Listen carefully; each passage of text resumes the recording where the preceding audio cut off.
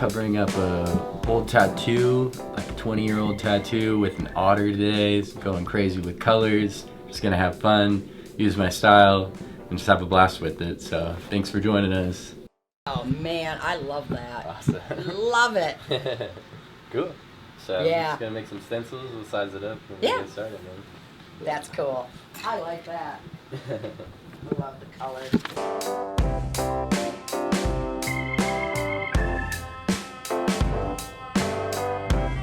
Shave the area, wipe it down with some alcohol and stuff like that. Yeah, all that good stuff. You excited? I was excited to see the design. Yeah, that's always like the Anticipation is killing me. Exactly. My belated birthday present. So, Gift to yourself. yeah. This tattoo was fairly technical, but the cover-up aspect of it didn't add any kind of difficulty to the tattoo, to be honest. It was a pretty easy cover-up.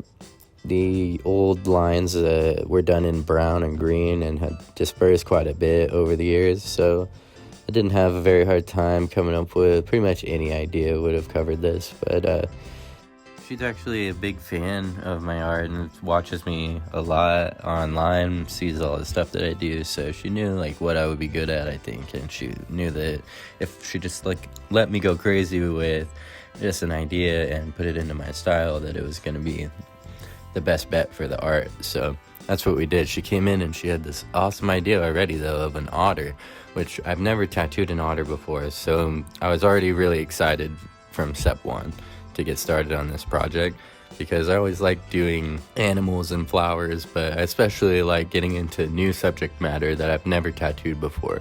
So animals that are more obscure are even better, you know? Instead of just getting the same stuff over and over and over again, it's obviously going to be pretty fun whenever you get something a little bit different. These have been my favorite colors to work with lately. It's like a teal pink combination, creates this effect. It reminds me of the vaporwave like aesthetic, maybe the early 90s, late 80s type of color schemes. Something that just draws your attention. It's vibrant, it contrasts really well, it flows, and it just says look at me, basically. And that's what I really like, that kind of a color scheme and that kind of a statement in a piece of art. This is one of those clients that's just got like a million stories and they're all interesting, so I just let her go sometimes. I just listen to some of the stories that she tells me and I just tattoo. Sometimes that's cool. You can just focus on the tattoo, listen to the person, ask the occasional question, you know, kind of relate to them a bit with a story of your own maybe sometimes. But, you know, it's like it's a whole other skill that you have to build, the bedside manner, like learning to work with people and talk to people as you go.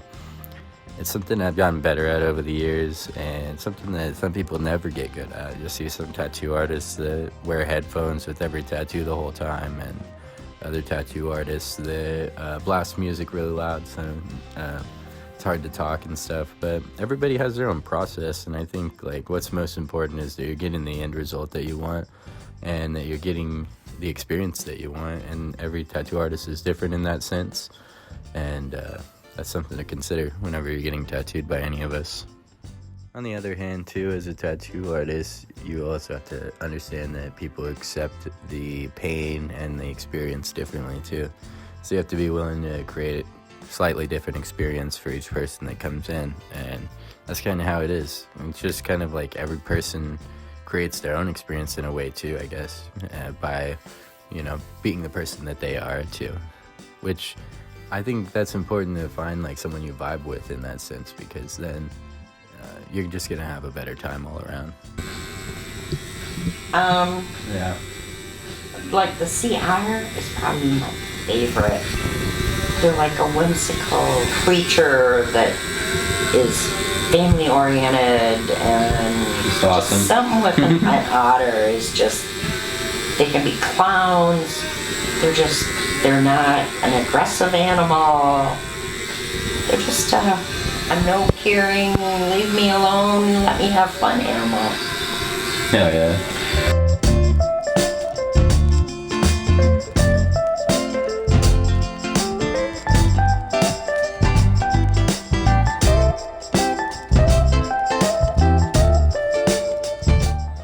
They've got to have the inner passion Gotta to be want born to for this pursue shit. something like that, and even more passion to be good at it.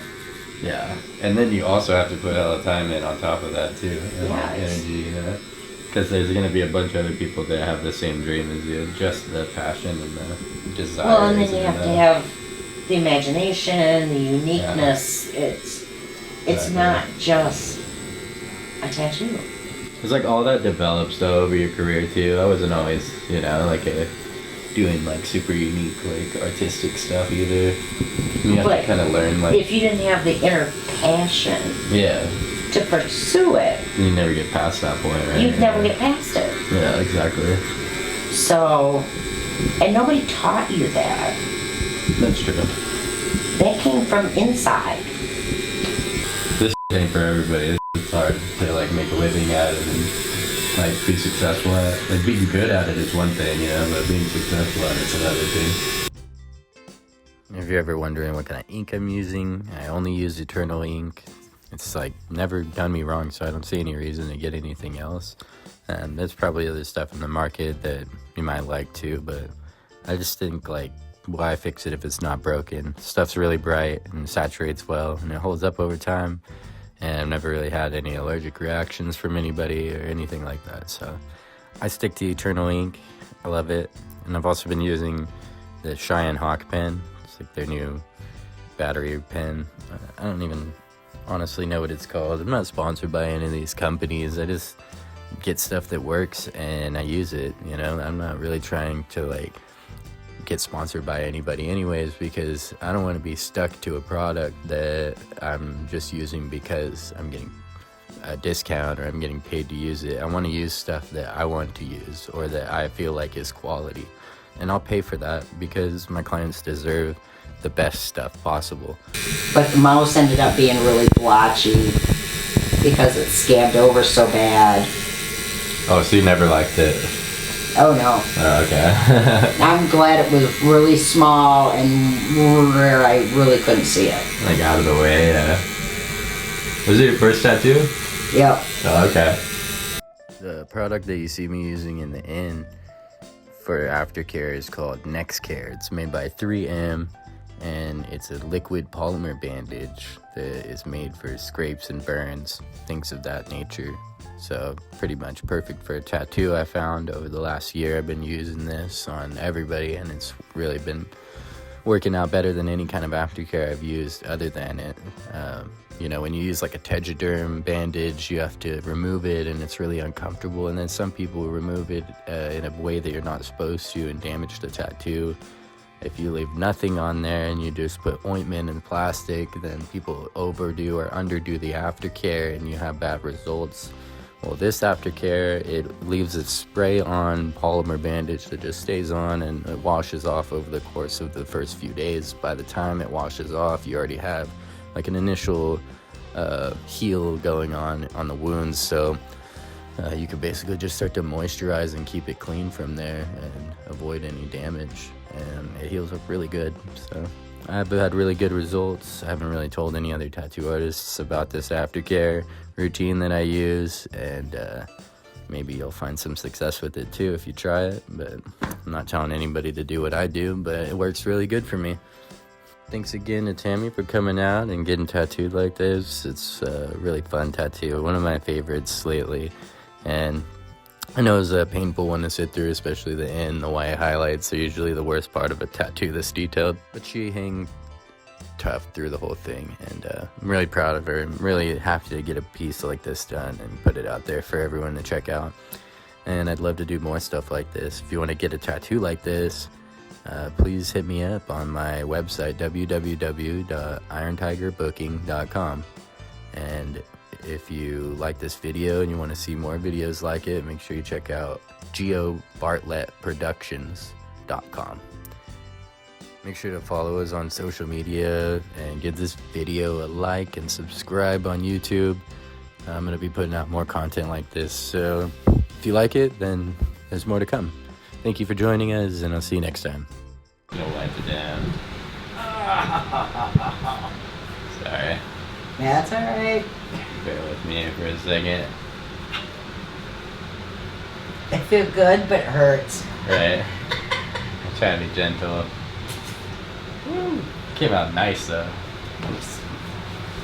Definitely one of the cooler ones of the year so far already. Yeah, pat it off.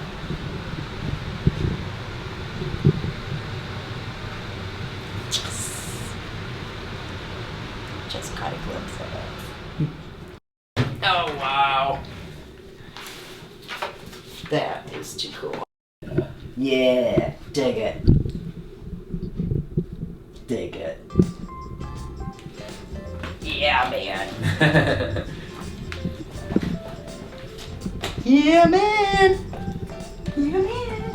Happy, happy, happy.